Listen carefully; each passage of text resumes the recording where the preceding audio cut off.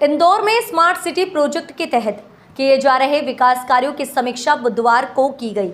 हालांकि smart city project के तहत शुरू किए गए लगभग सभी काम पूरे होने की कगार पर हैं, लेकिन कुछ विकास कार्यों में ही रही देरी और नए कामों की शुरुआत को लेकर महापौर के साथ सभी विधायक, सांसद, कलेक्टर और निगम के अधिकारियों को नए सुझावों पर सहमति दी है। दरअसल हाल ही में राजवाड़ा और गोपाल मंदिर का स्मार्ट सिटी प्रोजेक्ट के तहत जीर्णोद्धार किया गया है, लेकिन अब पर्यटन को बढ़ावा देने के लिए दोनों इमारतों के बीच नया कैंपस तैयार किया जाएगा, जिसमें बड़ी भोजनशाला और कुछ दुकानें निकाली जाएंगी ताकि पर्यटन को बढ़ाया जा सके। इसके अलावा हरसिद्धि मंदिर के पास कबड्डी के लिए नए इंडोर स्टेडियम बनाने के सुझाव दिया गया है। साथ ही कान्ह नदी किनारे बने सीपी शेखर नगर उद्यान का नाम अटल बिहारी वाजपेयी के नाम पर रखने के लिए कहा गया है। वहीं कार्बन क्रेडिट को बढ़ावा देने के लिए स्मार्ट सिटी प्रोजेक्ट के तहत किए जाने वाले कामों में हरियाली बढ़ाने के लिए काम किया जाएगा।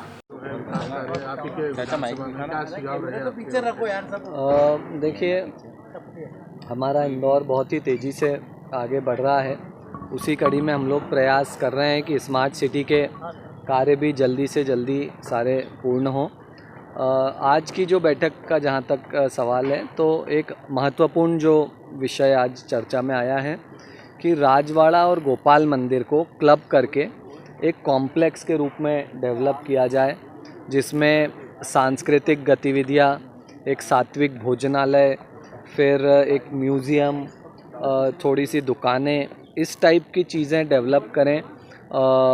और उसका प्लान जल्दी हम लोग पब्लिक में भी लाने वाले हैं। हम लोगों को तो अच्छा लगा है प्लान, और बहुत ही अच्छा डेवलपमेंट करके एक टूरिस्ट हब बने, वो इस तरह से हम लोग प्लान कर रहे हैं। कुछ अच्छे पार्किंग वहाँ पर अच्छे तैयार करेंगे और वॉकिंग ट्रेल्स पार्किंग से लेकर राजवाड़ा तक बनाएंगे, तो इस तरह से उस एरिए का अच्छा से डेवलपमेंट हो। उसके अलावा तो कई सारे प्रोजेक्ट्स पे हमारी चर्चा हुई, जैसे हमारी हरसिद्धि की जो पानी की टंकी है, उसका 1.5 महीने में मतलब घर घर पानी पहुंच जाएगा। अभी उसका एक फ़ेज़ तो चालू हो गया है, पानी पहुंच गया है, बाकी के फेजेज़ में भी 1.5 महीना लगेगा, वो भी जल्द से जल्द हो जाए हमने कहा है। जो हमारा एक सीपी शेखर उद्यान जिसे कहते हैं, सीपी शेखर नगर हुआ करता था, वहाँ उद्यान बन गया तो लोग उसे उसी नाम से कहने लगे, तो उसका नाम अटल बिहारी उद्यान हो जाए, इसके लिए हमने रिक्वेस्ट की है। ऑफिशियली महापौर जी को लेटर भी दिया है उसके लिए। वहाँ पर एक बहुत सुंदर हम लोग ब्रिज बनाने वाले हैं, तो उसका भी काम जल्द से जल्द हम लोग मतलब उसका तो भूमि पूजन भी कर दिया है, मगर कुछ अतिक्रमण हटाना है, तो वो भी जल्द से जल्द हो, ये सुनिश्चित किया जाएगा।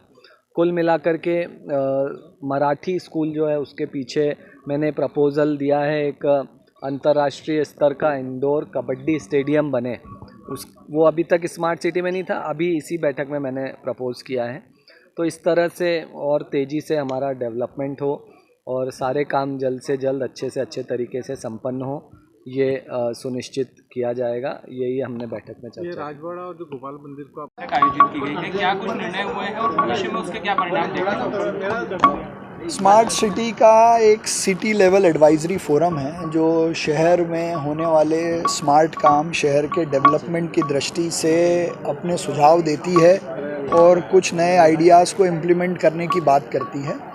तो एक तो अभी स्मार्ट सिटी के तहत जो काम हो रहे हैं उनका रिव्यू, दूसरा राजवाड़ा गोपाल मंदिर बन के तैयार है, तो इसको लेकर और इसका प्रमोशन कैसे हो, इसको और टूरिज़्म की दृष्टि से कैसे बढ़ाया जाए, उस पर प्लान बनाकर काम करने की बात की है।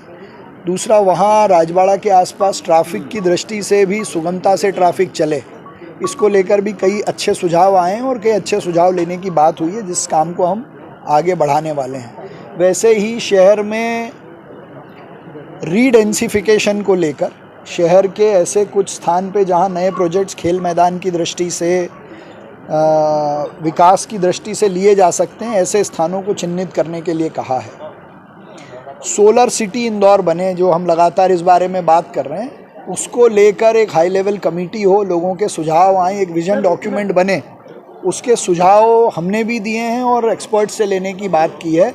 लेकिन इंदौर सोलर सिटी हो, डिजिटल सिटी हो, ट्रैफिक की सुगमता हो और शहर में खेल मैदानों की व्यवस्था हो, इसको लेकर कई सारे सुझाव लिए हैं। भाई साहब, गर्मी को लेकर पानी के जो कैसा रखेगा? ये मैंने कल भी कहा था, आज फिर कह रहा हूँ, पानी का सोर्स जो सप्लाई का है, चाहे वो माँ नर्मदा से हो, तालाबों से हो, वो तो इस बार यथावत जो है उसको और टेल एंड तक पहुंचाने के हम अलग अलग प्रयास कर रहे हैं। लेकिन फिर भी जो पानी के नेचुरल सोर्स हैं, घरों में उपयोग करने के जो सोर्स हैं, वो पानी में गर्मी में बंद हो जाते हैं, तो उनके स्थान पर लोगों तक टैंकरों से व्यवस्थित पानी पहुंच जाए, पानी का उपयोग हो, उसको लेकर योजना बना के हम जारी कर चुके हैं। दूसरी कांग्रेस का ये आरोप था कि कांग्रेस के जो वार्ड है वहाँ पर पर्याप्त टैंकर नहीं मिल रहे हैं या उनकी टैंकर से पानी सप्लाई करने के लिए जो सूची हमने जारी की है वो वार्ड नंबर 1 से लेके 85 तक की है। अगर 85 के बाद का कोई कांग्रेस का वार्ड है तो उसकी जिम्मेदारी हमारी नहीं है और उसमें सब वार्डों को टैंकर दिए।